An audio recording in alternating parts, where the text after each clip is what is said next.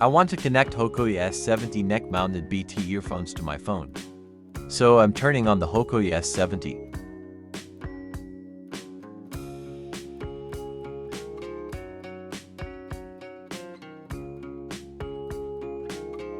But the Hoco ES70 device is not showing on my phone. If the Hoco ES70 device is not showing up on the phone, let's see how to fix it. First, make sure your neckband has enough charge. If the neckband does not have enough charge, charge it. Charge the neckband for 15 to 20 minutes. After charging the neckband, try connecting it to the phone.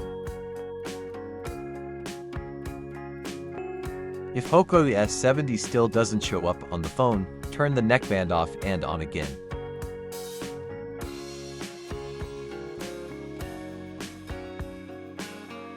Now try connecting again.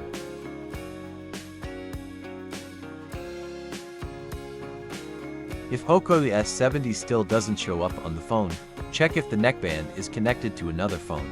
If the neckband is connected to another phone, unpair it from there. Now turn Bluetooth off and on again on your phone.